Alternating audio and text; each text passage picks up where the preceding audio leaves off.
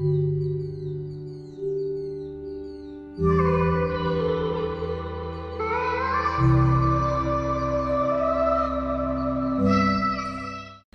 বন্ধুসকল, আজি এটা নতুন ভিডিঅ'ত আপোনালোকক স্বাগতম জনাইছোঁ। তেতিয়াহ'লে বলক ভিডিঅ'টো আৰম্ভ কৰোঁ।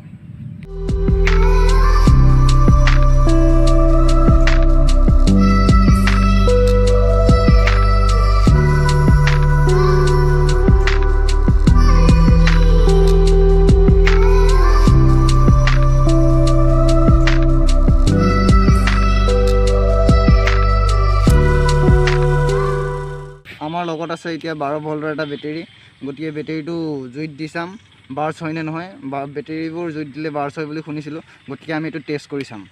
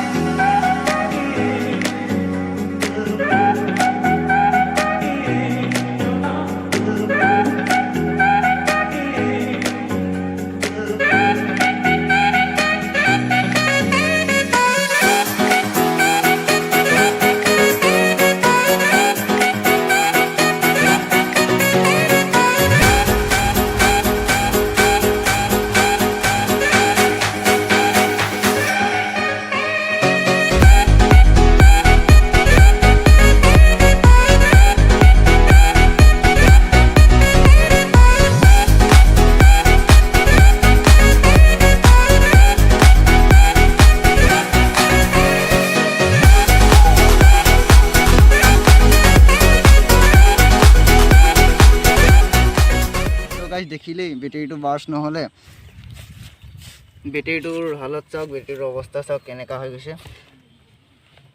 বেটেৰীটো পূৰা জ্বলিব নাপালেই চাগে,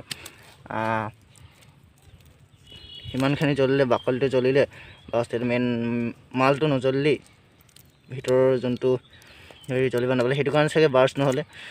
গতিকে ঘৰত কেতিয়াও ট্ৰাই নকৰিব, জাষ্ট আমি দেখাবলৈ কাৰণে ট্ৰাই কৰিছিলোঁ, কিন্তু বেটেৰীটো বাৰ্চ নহ'ল। তো চাব পাৰে এইটো ভিতৰৰ বস্তুটো, এইবোৰ কেনেকুৱা ইমানলৈকে জ্বলিলে, তাৰপিছত আৰু নজ্বলিলে। আৰু ইয়াৰ ভিতৰতে লাৱা আছে, তাৰপিছত এয়াই আছে। তো গতিকে দেখা পাইছে এয়া। তো বেটেৰীটো দেখিলে কি হ'ল, ব্লাষ্ট নহ'লে।